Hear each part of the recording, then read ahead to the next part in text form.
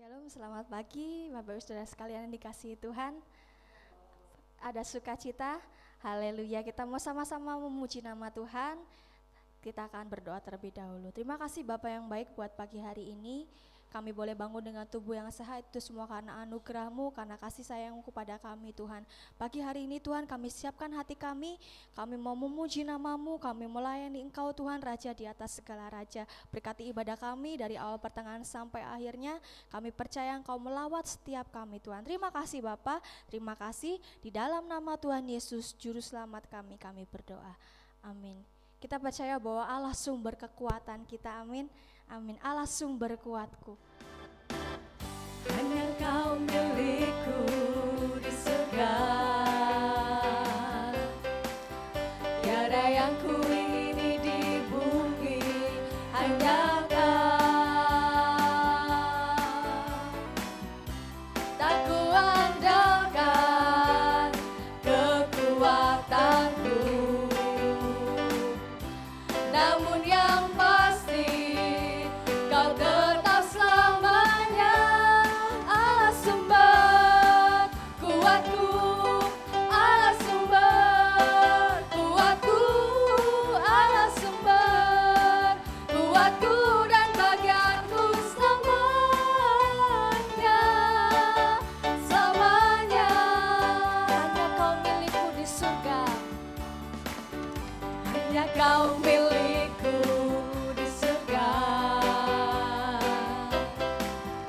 Tiada yang ku ingini di bumi, hanya Kau. Tak ku andalkan kekuatanku, namun yang pasti Kau tetap selamanya Allah sumber kuatku, Allah sumber kuatku, Allah sumber kuatku dan bagianku selamanya, selamanya. Hanya Kau milikku di surga, hanya Kau milikku di surga. Tiada yang ku ingini di bumi, hanya Kau. Tak ku andalkan kekuatanku, namun yang pasti Kau tetap sama. Allah sumber kuatku, Allah sumber kuatku, Allah sumber kuatku, Allah sumber kuatku dan bagianku selama. Katakan Allah sumber kuatku, Allah sumber kuatku, Allah sumber kuatku, Allah sumber kuatku dan bagianku selama. Allah sumber kuatku, Allah sumber kuatku, amin. Allah sumber kuatku, Allah sumber kuatku dan bagianku selamanya, selamanya. Berikan kemuliaan yang terbaik hanya untuk Tuhan, bahwa Allah sumber kekuatan kita, haleluya. Saya undang untuk bangkit berdiri, kita siapkan hati kita untuk mendengarkan firman Tuhan. Sungguh indah Kau Tuhan, penuh kasih dan sayang.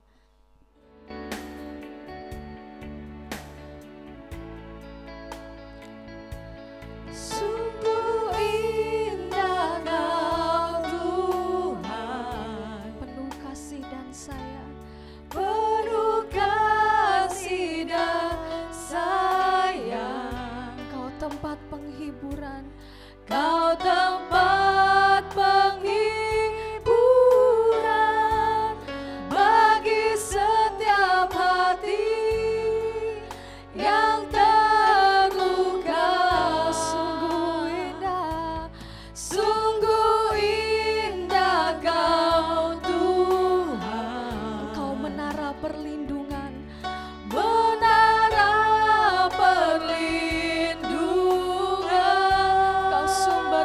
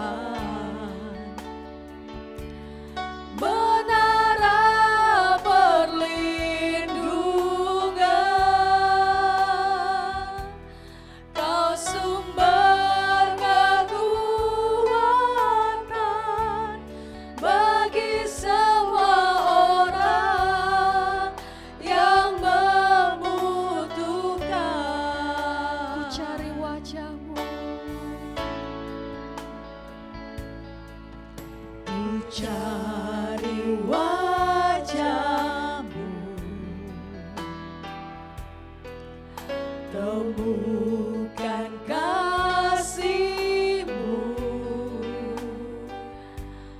Kau bukan Tuhan yang jauh dariku. Kami panggil nama-Mu Tuhan.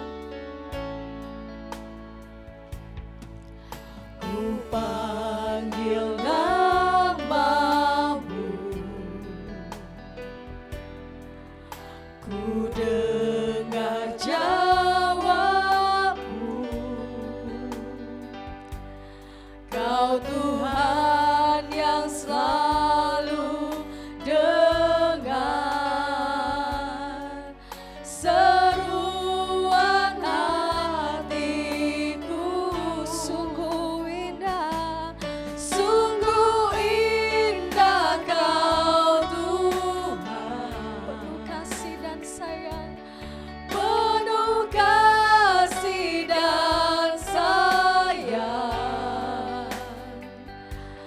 Kau tempat penghiburan bagi setiap hati yang terluka. Sungguh indah Kau Tuhan, Menara perlindungan, menara perlindungan. Kau sumber kekuatan, Kau sumber kekuatan bagi semua orang yang membutuhkan. Sungguh indah Kau Tuhan, penuh kasih dan sayang.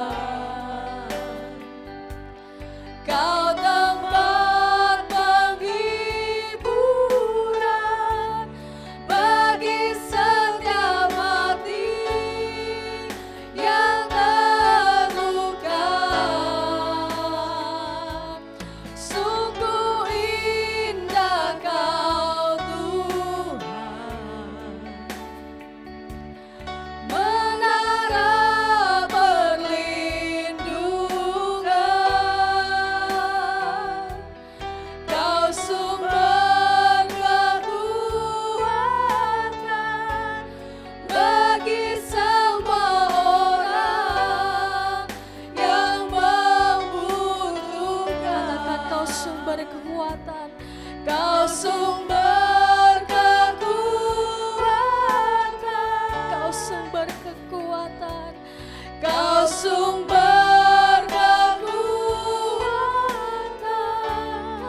sumber kekuatan, Kau sumber kekuatan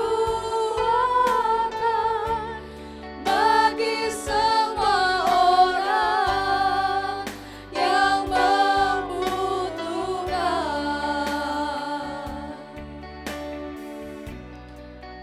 Benar Tuhan, Engkau sumber kekuatan kami. Di saat kami sendiri, saat kami tak berdaya Bapa, kami percaya kami punya Allah yang penuh kuasa, Allah sumber kekuatan dan pengharapan kami Tuhan.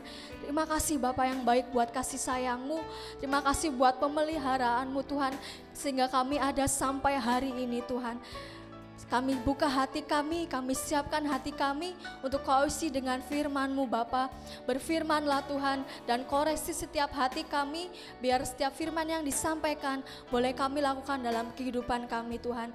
Terima kasih Tuhan, berkati hamba-Mu yang akan menyampaikannya, sehingga apa yang sudah dipersiapkan boleh tersampaikan, itu semua sesuai dengan rencana-Mu Tuhan. Terima kasih Bapa, terima kasih di dalam nama Tuhan Yesus, Juru Selamat kami sudah berdoa, haleluya. Amin. Sebelum kita akan mendengarkan firman Tuhan, kita akan baca di dalam Wahyu pasal yang pertama ayat yang ketiga. 1, 2, 3. Berbahagialah ia yang membacakan dan mereka yang mendengarkan kata-kata nubuat ini dan yang menuruti apa yang ada tertulis di dalamnya, sebab waktunya sudah dekat. Amin. Waktu dan tempat saya persilakan.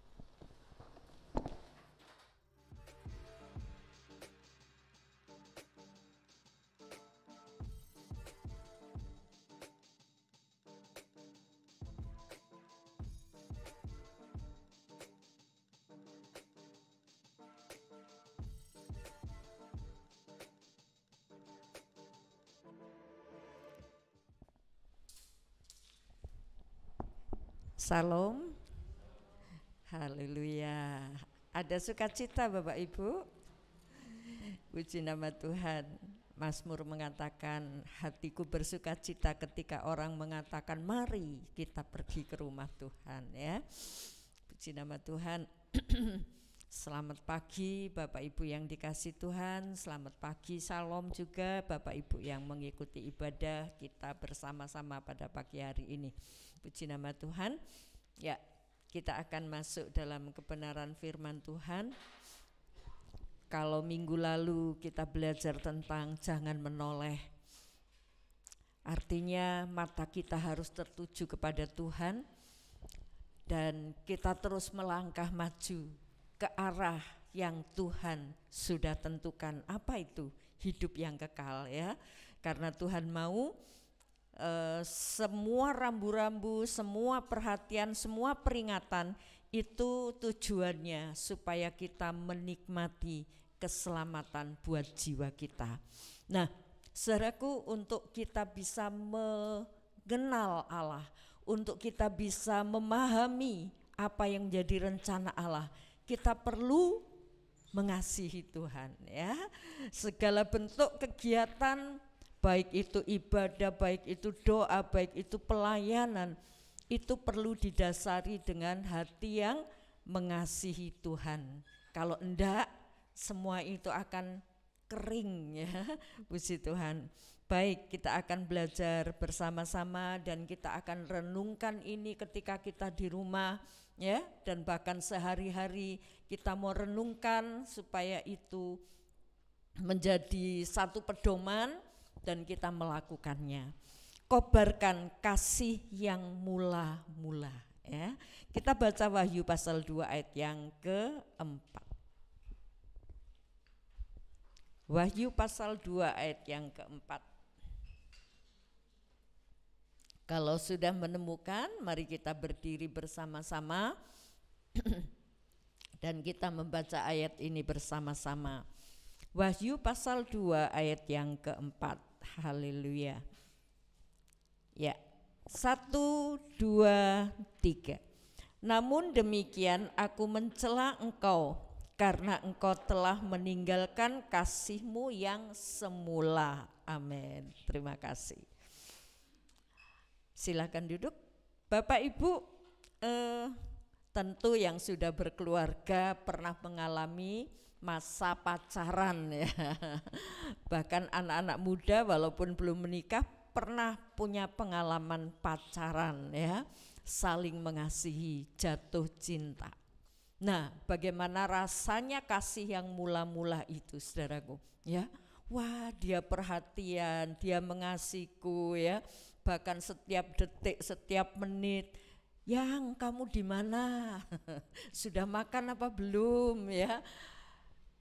Seluruh pikirannya itu tertuju kepada yang dikasihi, ya. Nah, kita melihat ini sebuah teguran dari Tuhan untuk jemaat di Efesus. Di ayat 4 itu dikatakan, namun demikian aku mencela engkau karena engkau telah meninggalkan kasihmu yang mula-mula. Sebetulnya apa yang terjadi, yang dialami oleh jemaat di Efesus ini? Kalau kita membaca ayat yang kedua, ya, pasal 2 ayat yang kedua, aku tahu segala pekerjaanmu, baik jerih payahmu maupun ketekunanmu. Aku tahu bahwa engkau tidak dapat sabar terhadap orang-orang jahat, bahwa engkau telah mencobai mereka yang menyebut dirinya rasul, tetapi yang sebenarnya tidak demikian, bahwa engkau telah mendapati mereka pendusta, dan engkau tetap sabar dan menderita oleh karena namaku, dan engkau tidak mengenal lelah. Secara kegiatan aktivitas jemaat Efesus itu luar biasa kalau orang melihat. Bayangkan, kita lihat di sini, aku tahu segala pekerjaanmu, jerih lelahmu, ya, maupun ketekunanmu. Ini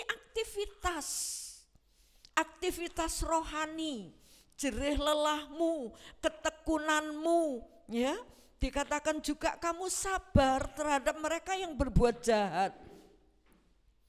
Jadi dijahati orang pun sabar, ya, enggak membalas. Kemudian diapakan? Kamu bahwa engkau telah mencobai mereka yang menyebut dirinya rasul. Kalau ada orang datang menyatakan diri, oh aku hamba Tuhan, aku seorang nabi Tuhan, aku seorang yang dipakai oleh Tuhan, memiliki penglihatan, aku orang yang dipakai oleh Tuhan, aku memiliki pewahyuan. Jemaat Efesus enggak mudah percaya. Dites dulu, apa yang kamu omongkan cocok enggak dengan hidupmu. Dan ini jemaat Efesus. Dan dikatakan ayat 3, engkau tetap sabar terhadap mereka yang engkau tetap sabar dan menderita oleh karena namaku. Siap menderita juga. Tapi satu hal Tuhan melihat aktivitas orang Efesus. Dikatakan, tapi aku mencela engkau. Karena semua aktivitas tidak didasari dengan kasih kepada Tuhan. Jadi saudaraku, bukan satu hal yang berat ketika kita harus melakukan sesuatu karena kita mengasihi. Coba bapak-bapak yang sudah menikah punya anak. Adakah bapak-bapak mengeluh ketika bapak itu bekerja siang malam melihat kebutuhan anak, kebutuhan istri? Mungkin mengeluh capek, tapi itu dilakukan karena aku mengasihi keluargaku.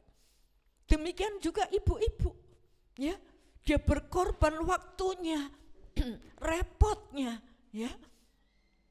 Kalau anak-anak muda yang belum menikah, ternyata menikah itu repot, ya. Belum nanti kalau punya anak gak bisa istirahat, bangun tengah malam cuci botol. Dan semua dilakukan apa? Karena kasih. Karena kasih. Jadi segala aktivitas yang didasari dengan kasih gak ada keluhan. Dan itu bukan paksaan, ya. Makanya ketika saudara-saudara yang melayani Tuhan, ayo layanilah dengan kerendahan hati, dengan mengasihi Tuhan. Jadi pentingnya kita memiliki kasih yang mula-mula itu terus dikobarkan. Apa sih kasih yang mula-mula itu, saudara? Ya, tadi sudah saya sampaikan, kasih yang mula-mula pertama kita, waduh, dia kok mengasihiku, dia kok perhatian dengan aku, dia baik sekali dengan aku, ya. Dan kita merasa berkembang, berbunga-bunga hati kita kalau ada orang yang mengasihi kita. Nah, bagaimana kasih saudara, kasih saya kepada Tuhan yang mula-mula itu loh, ya. Kita melihat di sini, apakah kasih yang mula-mula itu? Kasih yang mula-mula itu yaitu, saudaraku, kasih mula-mula kepada Tuhan loh, ya. Kasih mula-mula yang dicela oleh Tuhan kepada jemaat Efesus, yang dimaksudkan kamu telah meninggalkan kasihmu yang semula, yang awal pertama kamu mengasihi Tuhan, dan itu telah ditinggalkan. Apa sih sebetulnya kasih yang mula-mula itu? Kasih yang semula kita mengenal Tuhan adalah yang pertama, saat kita merasa orang berdosa dan kita diterima oleh Allah. Saat kita merasa, aduh dosaku sak tumpuk, aku gak layak, tapi kok Allah menerima.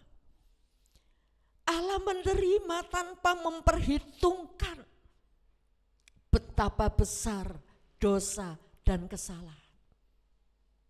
Mari kita renungkan, saudaraku, dan seringkali saya merenungkan siapa saya. Nenek moyangku seperti apa? Mungkin kata orang turunan Raden misalnya, gak guna itu, gak ada artinya apa-apa. Apalagi gak punya apa-apa.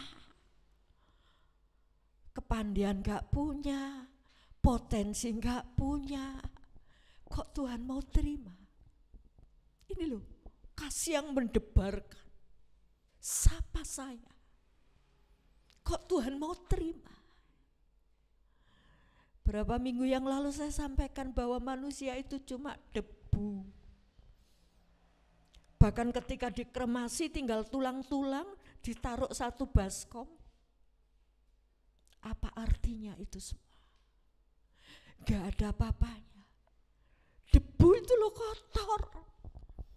Kalau ada debu sedikit aja dibersihkan. Itulah manusia. Tapi Allah mau menerima. Bahkan Allah mau mati untuk manusia. Bagaimana hati saudara, hati saya ketika Yesus mau menerima saudara. Satu ayat mengatakan, sekalipun dosamu merah seperti kirmisi. Kirmisi itu apa tahu Bu, saudaraku? Kirmisi itu satu buah yang punya warna merah pekat. Ya. Seperti kirmisi atau mungkin kesumba, ya. Sumba itu loh, pewarna. Sekalipun dosamu merah pekat seperti kirmisi, akan menjadi putih seperti salju. Wah, pertama kali saya kenal Tuhan dan waktu saya dibaptis. Dari awal ibadah, pujian, firman Tuhan sampai masuk dalam kolam baptisan, air mata gak pernah berhenti. Karena merasa Tuhan, betapa dahsyatnya Engkau mau menerima aku. Pernahkah Bapak Ibu punya pengalaman ini? Ini kasih yang mula-mula. Yaitu saat kita diterima sebagai orang yang berdosa dan Tuhan tidak memperhitungkan dosa kita. Itu loh kasih yang mula-mula. Jika Bapak Ibu belum punya pengalaman ini, renungkan siapa dirimu dan kenapa Yesus mati untuk engkau. Dan yang kedua, apa sih kasih yang mula-mula itu? Kasih yang mula-mula itu saat kita merasa tidak layak menerima semua ini, ya. Kalau saat tadi yang pertama kasih yang mula-mula itu kita merasa berdosa tapi diterima.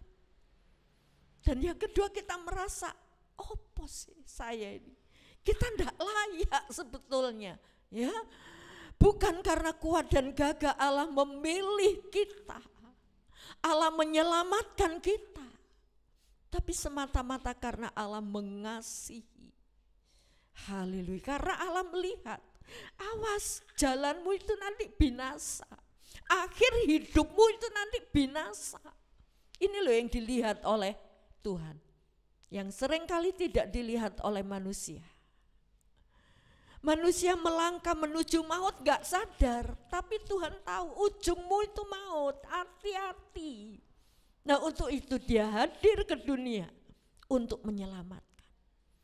Nah saat kita merasa gak layak, kok aku diangkat menjadi anak, kok aku diangkat, diselamatkan. Apa untungnya Tuhan menyelamatkan kita? Gak ada.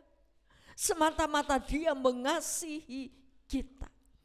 Tolong dibacakan 2 Samuel 7 ayat 18 dan 19. 2 Samuel 7 ayat 18 dan 19. Lalu masuklah Raja Daud ke dalam, kemudian duduklah ia di hadapan Tuhan sambil berkata, siapakah aku ini ya Tuhan Allah, dan siapakah keluargaku sehingga engkau membawa aku sampai sedemikian ini? Dan hal ini masih kurang di matamu ya Tuhan Allah. Sebab itu engkau telah berfirman juga tentang keluarga hamba-Mu ini dalam masa yang masih jauh, dan telah memperlihatkan kepadaku serentetan manusia yang akan datang ya Tuhan Allah. Iya, ini Daud. Ketika dia mau merencanakan membangun bait Allah. Dan kemudian Tuhan memerintahkan berbicara kepada Daud. Memerintahkan Nabi Nathan, sampaikan kepada Daud, aku enggak minta dibangunkan, Kenapa kamu merindukan untuk membangun bait Allah? Selama orang Israel keluar, aku enggak minta dibangunkan bait. Hanya Tuhan membuat sebuah bait supaya Tuhan hadir, membuat kemah di tengah-tengah umatnya. Terus Tuhan ingatkan Daud, aku telah memilih kamu ketika kamu menggembalakan domba. Hanya seorang anak penggembala domba. Aku memilih kamu untuk menjadi raja, diurapi oleh Samuel. Dan bahkan Tuhan bilang, aku akan menetapkan keturunanmu, anak kandungmu itulah yang nanti akan membangun bait Allah. Bahkan anak kandungmu itu akan menduduki tahta sampai selama-lamanya.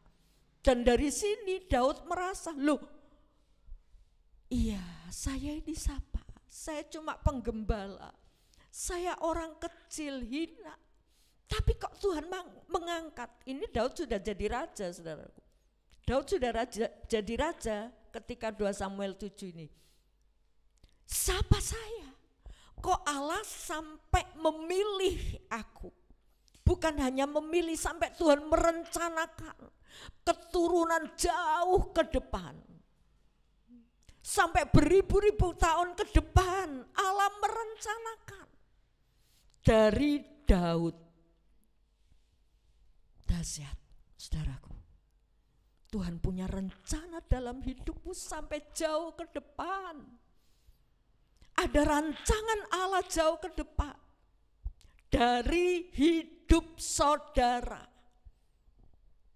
Sebab itu mari kita mengenal. Dan jangan marah dengan Tuhan ketika Tuhan sedang mengizinkan berbagai persoalan datang. Karena persoalan bagi orang yang mengasihi Tuhan itu hanya batu loncatan untuk naik level. Untuk naik ke tingkat yang lebih tinggi. Haleluya. Allah punya rencana loh. Di sini loh Daud merasa, aku ini siapa? Kok aku diterima? Bahkan Tuhan merencanakan sesuatu jauh ke depan yang Daud tidak mengerti. Bahkan yang Daud tidak ngalami. Daud sudah meninggal pun janji Allah terhadap Daud tidak pernah dibelanjani, tidak pernah diingkari. Betapa dahsyatnya kalau Daud merenungkan hal ini. Dia merasa berkobar-kobar hatinya mengasihi Tuhan. Jadi saudaraku, ini loh kasih yang mula-mula. Saat kita merasa aku enggak layak, tapi kok aku diterima, bahkan aku diberkati. Haleluya. Aku dipakai oleh Tuhan. Bersyukurlah. Jadi sebuah pelayanan, sebuah kegiatan, sebuah aktivitas itu bukan paksaan. Tapi itu keluar dari hati orang yang mengasihi Tuhan. Pengorbanan. Kalau semua dilakukan tanpa hati yang mengasihi Tuhan, kering. Bahkan dicela oleh Tuhan seperti jemaat di Efesus. Haleluya. Ini kasih yang mula-mula. Dan kasih yang mula-mula ketika merendahkan diri di hadapan Tuhan. Kita merendahkan diri di hadapan Tuhan. Tuhan, Engkau besar, Engkau dahsyat, dan hanya Allah yang kita agungkan. Haleluya. Ini loh kasih yang berkobar, kasih yang mula-mula. Kalau saya mendengar cerita orang yang baru bertobat, gak peduli apapun, hujan, pulang malam pun gak peduli, ya. Bawa obor pun disiapkan. Sampai saya pernah dengar kesaksian pulang dari Banyumas mau pulang rumahnya kalau tidak salah dari di Sumogede, gak ada kendaraan. Sampai nunggu di Karesidenan mau apa? Gandol truk. Cinta yang mula-mula. Cuma sayang, kenapa itu tidak dipelihara? Dan hari ini saudaraku, mari saya mengingatkan saudara, mengingatkan saya juga. Supaya kasih yang mula-mula itu tetap berkobar, tetap membara. Saudaraku, kasih itu bukan cuma perasaan. Ya. Kasih bukan cuma perasaan, aku mengasihi kamu, aku gak bisa hidup tanpa kamu. engkau baik, aku perlu bersamamu. Kasih bukan cuma perasaan, tapi kasih itu adalah harus dibuktikan. Kasih itu adalah perasaan yang dibuktikan dengan tindakan nyata. Ini kasih, ya. Dilihat aja orang-orang yang sedang pacaran itu. Sesibuk apapun ketika ditelepon, aku sedang seperti ini. Oh iya, aku akan datang sekarang juga. Dikesampingkan yang lain. Karena apa? Kasih. Jadi kasih itu bukan cuma perasaan, tapi perasaan yang dibuktikan dengan tindakan nyata. Haleluya. Mari kita belajar. Bagaimana sih orang yang mengasihi Tuhan, ya? Kasih yang mula-mula itu dibuktikan dengan apa? Tentu Bapak Ibu yang pernah punya pengalaman kasih yang mula-mula ini loh, ya. Pernah punya pengalaman kasih yang mula-mula. Pasti pernah mengalami hal ini, ya. Apa sih kasih yang mula-mula? Kasih yang mula-mula itu ya itu tadi. Dan kasih yang mula-mula itu perlu dibuktikan.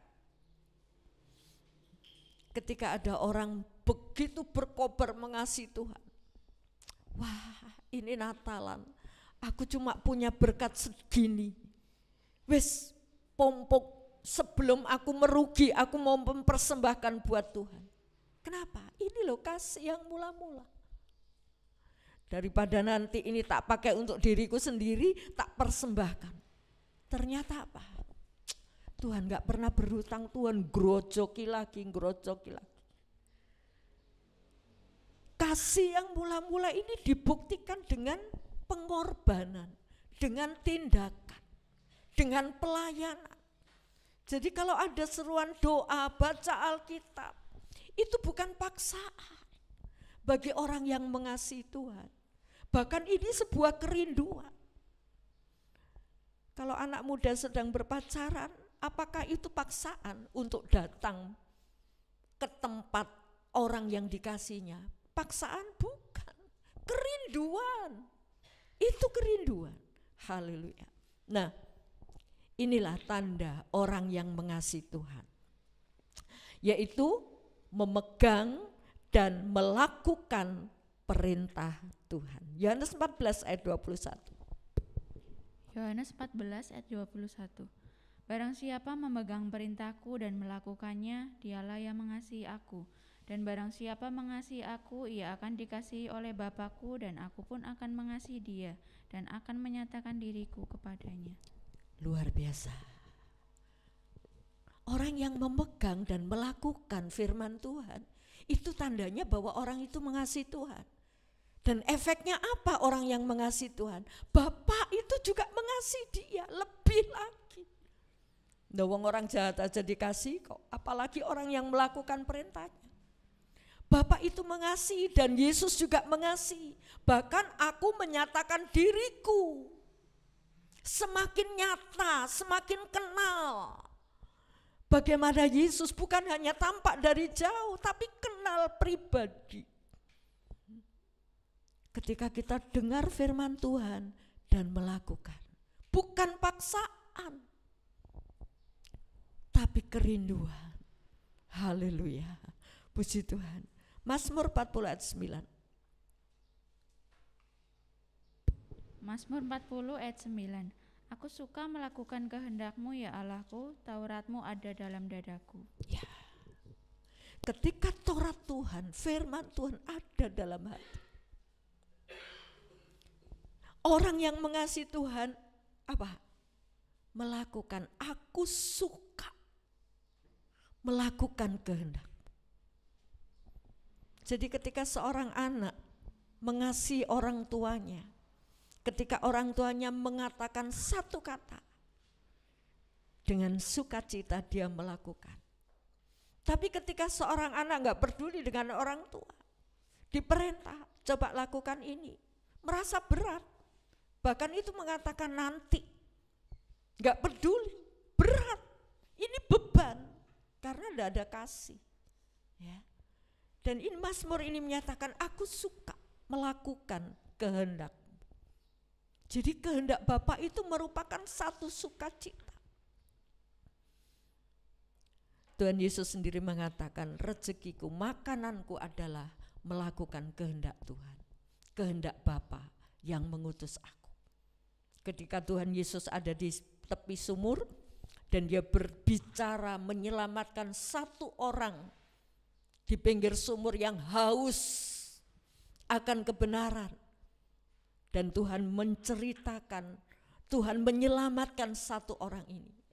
Murid-muridnya datang ketika murid-muridnya membeli makanan. Ayo Tuhan makan. Tuhan bilang enggak, aku sudah kenyang. Loh, siapa yang memberi makan? Adakah orang yang memberi makan? Tuhan bilang, makananku melakukan kehendak Bapa. Jadi melakukan kehendak Tuhan bukan berat, tapi sebuah kesukaan. Haleluya. Ini orang yang mengasihi Tuhan. Yang kedua, orang yang mengasihi Tuhan. Mazmur 97 ayat 10. Mazmur 97 ayat yang 10. Hai orang-orang yang mengasihi Tuhan, bencilah kejahatan.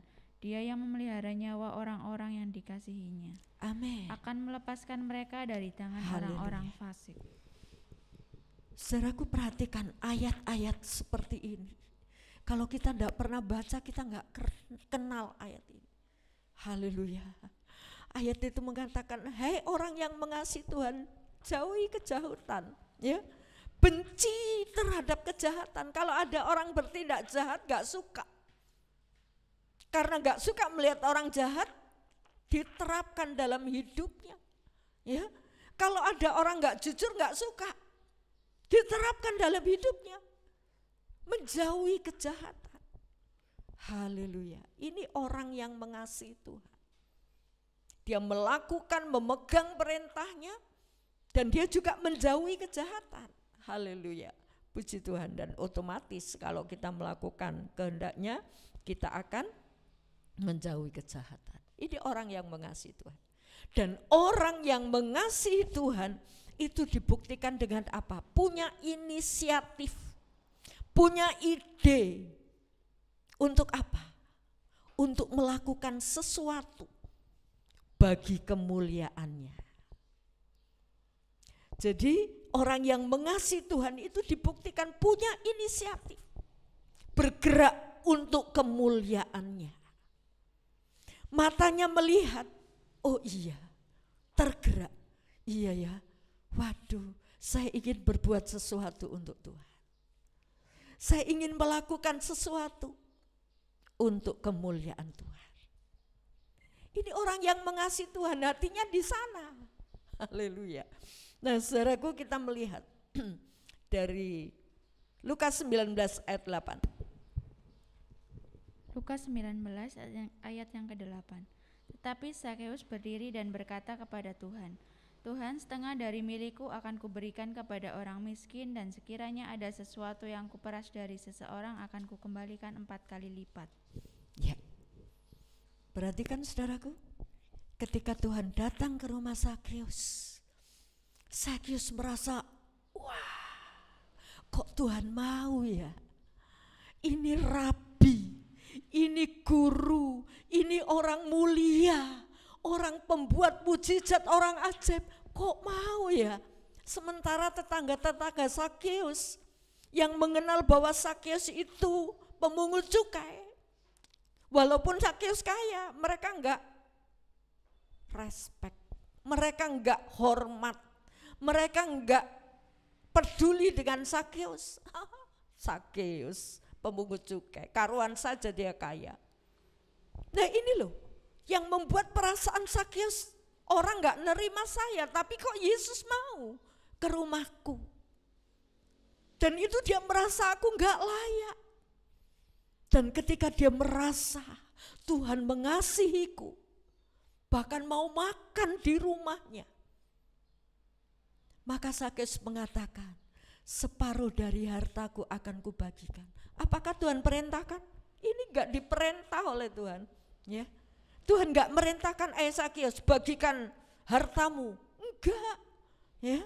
Ayat itu berkata, Sakeus berdiri dan berkata, Tuhan, setengah dari milikku akan kuberikan kepada orang miskin. Dan sekiranya ada orang yang kuperas akan kukembalikan 4 kali lipat.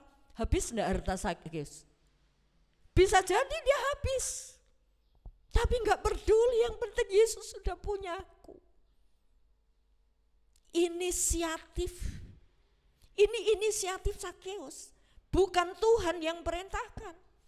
Ayo Sakeus, aku sudah mengasihi kamu, aku sudah datang ke rumahmu, ayo sekarang bagikan hartamu untuk orang miskin. Tuhan gak perintahkan itu. Tapi inisiatif.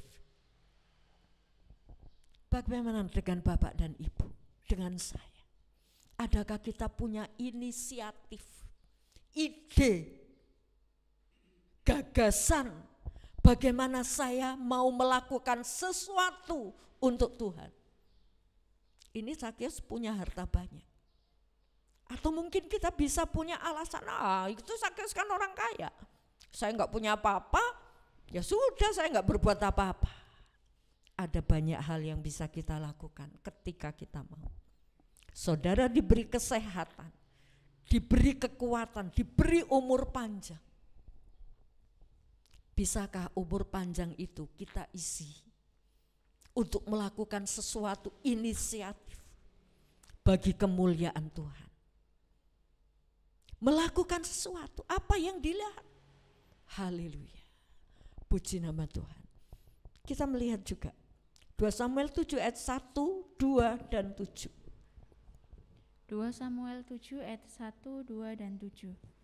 Ketika raja telah menetap di rumahnya dan Tuhan telah mengaruniakan keamanan kepadanya terhadap semua musuhnya di sekeliling, berkatalah raja kepada Nabi Natan, lihatlah, aku ini diam dalam rumah dari kayu aras, padahal tabut Allah diam di bawah tenda.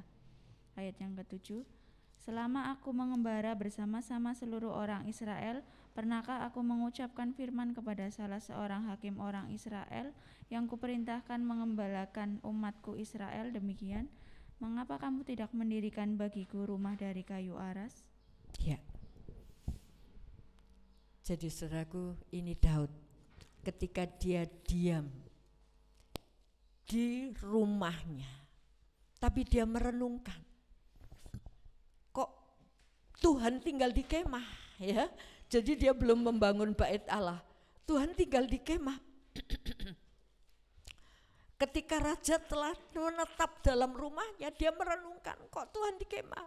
Ya wislah, aku rindu membuat dia merasakan, aku tinggal di rumah dengan kayu aras, ya, tinggal menikmati berkat Allah, padahal Allah tinggal dalam tenda. Dia melihat bait Allah kok cuma tenda, rumahku rumah gedung. Jadi dia punya inisiatif untuk membangun. Dan ketika itu dinyatakan kepada Nabi Natan, Tuhan menegur, pernahkah aku minta? Tuhan gak pernah minta. Ini inisiatif Daud. Dia membangun bait Allah. Tuhan gak minta. Ayat 7 itu dijelaskan. Selama aku mengembara bersama-sama seluruh orang Israel, pernahkah aku mengucapkan firman kepada salah seorang hakim orang Israel yang kuperintahkan menggembalakan umatku Israel demikian? Mengapa kamu tidak mendirikan bagiku rumah dari kayu aras? Tuhan gak pernah perintahkan. Tuhan cuma diam. Tetapi ide gagasan Daud untuk membangun bait Allah karena hatinya mengasihi Tuhan. Ketika saudara diberkati Tuhan, mungkin bukan berkat yang berlimpah, tetapi kesehatanmu itu berkat yang berharga. Ketika kita masih bisa menikmati nasi sehari 3 kali, mungkin 2 kali, makan kenyang, bukankah itu berkat? Gagasan apa yang timbul dalam pikiranmu untuk berbuat bagi Tuhan. Walaupun Tuhan gak minta, saudara. Tuhan gak minta dibangunkan bait Allah. Ini cuma gagasan Daud. Tuhan cuma diam. Tapi gagasan itu ditangkap oleh Tuhan. Haleluya. Saudaraku, apa yang kita rindukan? Bait Allah, rumah Tuhan, tempat kediaman Allah. Apakah kita juga merenungkan apa yang bisa aku buat untuk bait Allah? Haleluya. Tempat kediaman Tuhan bagi orang yang mengasihi Tuhan. Keluar satu inisiatif. Jadi segala kegiatan yang kita lakukan berdasarkan kasih kepada Allah. Itulah yang Tuhan mau. Haleluya. Ya. Ketika Bapak Ibu punya gagasan ngajak orang ini, ngajak orang itu, kok enggak mau ya? Kenapa? Jalan sendiri aja Pak. Kalau ngajak orang lain enggak mau jalan sendiri. Percuma ngajak orang terpaksa, ya kan? Kering, nanti tiba capek. Orang itu tidak dengan mengasihi Tuhan. Kering. Jalani sendiri ketika Bapak muncul ide gagasan. Lakukan untuk kemuliaan Tuhan. Haleluya. Satu ayat lagi tidak usah dibaca. Saudaraku, seorang perempuan berdosa. Ketika dia datang kepada Tuhan di mana Tuhan ada, di rumah seorang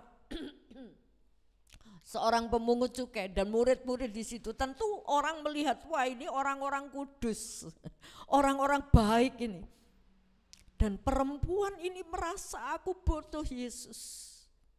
Dia datang ke tempat itu, tiba-tiba membuka buli-buli minyak yang mahal harganya. Apa Tuhan suruh? Enggak. Tuhan enggak nyuruh dia. Tapi inisiatif. Bahkan dia menangis di kaki Tuhan. Setelah kakinya kotor oleh air, matanya dilap dengan rambut. Bukan dengan gombal, tapi dengan rambut. Setiap orang pasti pelihara rambutnya, jangan sampai kotor. Tapi rambut pun direlakan oleh perempuan ini untuk mengusap kaki Yesus. Haleluya. Apa Tuhan suruh? Enggak. Bahkan Tuhan menegur pemilik rumah. Dari awal saya datang ke sini, perempuan ini tidak henti-hentinya menangis. Bahkan memecahkan buli-buli yang mahal harganya. Tapi aku datang ke sini, engkau tidak membasuh aku. Biasanya zaman dulu ketika ada tamu, ya, tamu penghormatan itu dibasuh kakinya. Karena di depan pasti disediakan tempayan-tempayan berisi air untuk membasuh kaki. Tamu kehormatan dibasuh kakinya. Dan Tuhan menegur pemilik rumah, aku datang ke sini kamu tidak membasuh kakiku.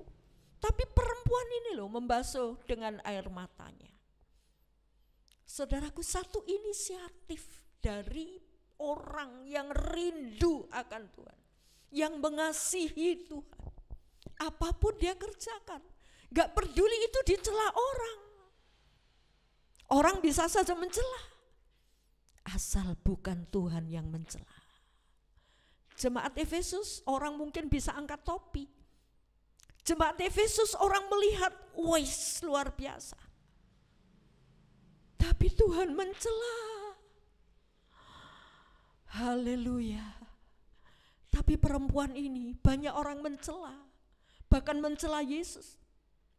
Dalam hati orang-orang di sekitar mengatakan, kalau Yesus tahu ini perempuan berdosa, kenapa Tuhan membiarkan orang ini mendekati Tuhan?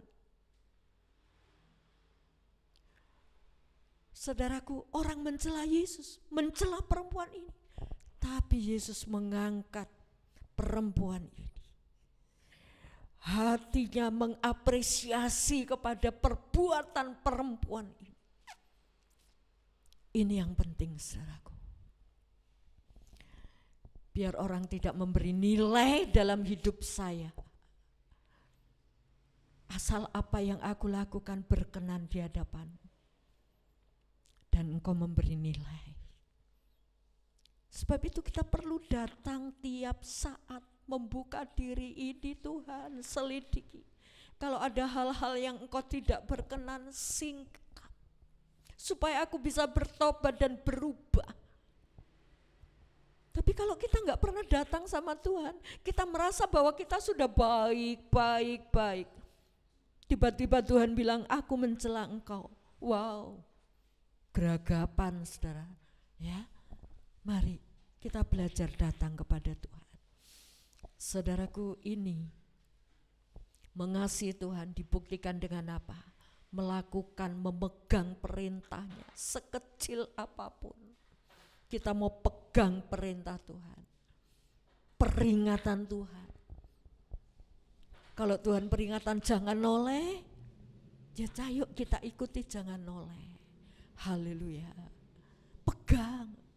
Karena ada satu inti dari perintah itu untuk keselamatan kita, untuk keuntungan kita. Kalau Tuhan perintahkan sesuatu itu untuk keuntungan kita. Seperti orang tua ketika memerintahkan anaknya jangan minum es. Kamu keluar pakai masker. Jangan makan permen. Untuk apa sebetulnya? Apa orang tuanya itu eman untuk membelikan es? Apa orang tuanya itu sayang dengan uangnya untuk membelikan permen? Bukan. Tapi agar anak itu sehat. Demikian juga perintah Tuhan bukan untuk mencelakakan kita. Tapi itu semata-mata untuk keberuntungan kita. Haleluya. Mari kita sadar saudara ya. Ketika kita mendengar firman Tuhan itu bukan satu beban. Tapi ketika kita mau melakukan itu yang untung kita sendiri. Tapi kalau enggak ya sudah, akibatnya akan diterima. Puji Tuhan. Jadi orang yang mengasihi Tuhan dia membuktikan dengan memegang perintahnya. Haleluya. Dengan menjauhi kejahatan. Dengan muncul inisiatif-inisiatif untuk memuliakan Tuhan.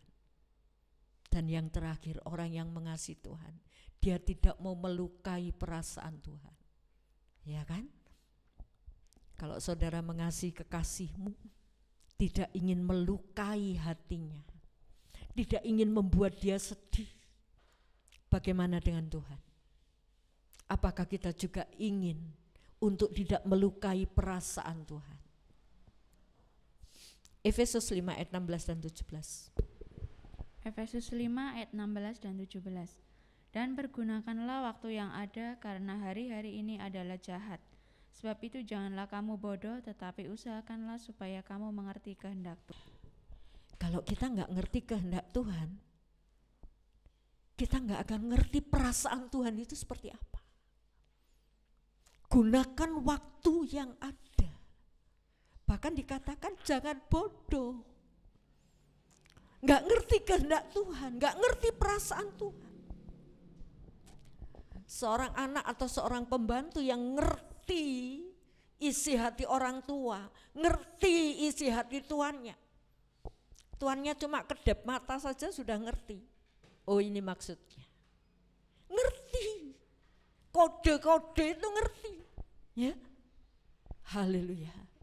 Bisakah kita ngerti kode firman yang Tuhan berikan? Jangan sampai kita melukai perasaan Tuhan. Kita mau tangkap, iya Tuhan, aku siap, aku mau. Puji nama Tuhan. Segala sesuatu kita mau konfirmasikan kepadanya. Dan apa yang menjadi kodenya Tuhan? Firman yang kita baca tiap hari itu akan memunculkan satu pesan dari Tuhan. Dan itu akan bisa ditangkap oleh orang-orang yang mengasihi Dia. Oleh orang-orang yang mengenal kehendaknya. Sehingga dia ngerti apa yang harus dia lakukan. Puji Tuhan. Mari kita berdiri bersama-sama. Kita mau menyatakan kasih. Kita mau membuktikan kasih kepada Tuhan. Haleluya. Mulai hari ini, ketika kita mendengar suaranya. Puji Tuhan. Bapa, aku rindu menyenangkan. Biarlah ini keluar dari isi hati kita. Kalau kita tidak ingin menyakiti hati orang yang kita kasih. Dan saat ini kita mau katakan kepada Tuhan, aku juga rindu menyenangkanmu. Menyenangkanmu,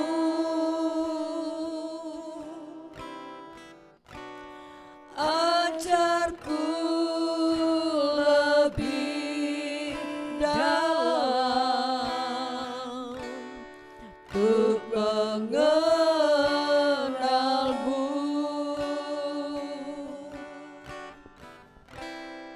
Bapakku pintar, layakkan aku, bawaku untuk menyembahmu di balik tirai yang suci, bertemu muka dengan muka, tenggelam di dalam kasih-Mu Bapa.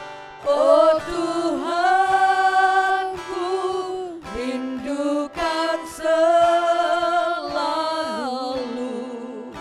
diam dalam bait-Mu. Katakan sekali lagi, Bapakku rindu. Bapakku rindu. Ini kami Tuhan, menyenangkan-Mu. Tangkap kerinduan kami ya Tuhan. Ajarku lebih dalam untuk mengenalmu.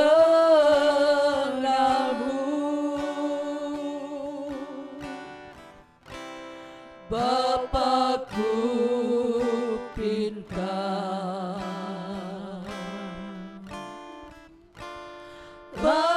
layakkan aku,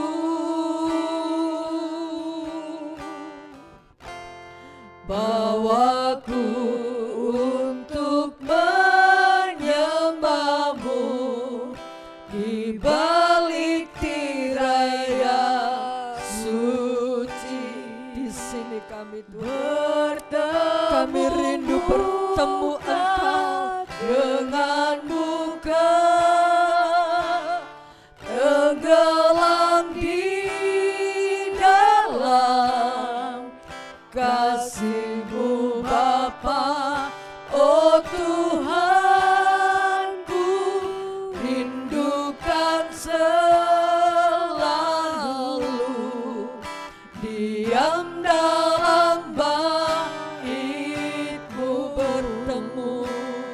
bertemu muka dengan muka, tenggelam di dalam kasih-Mu Bapa. Oh Tuhanku, rindukan selalu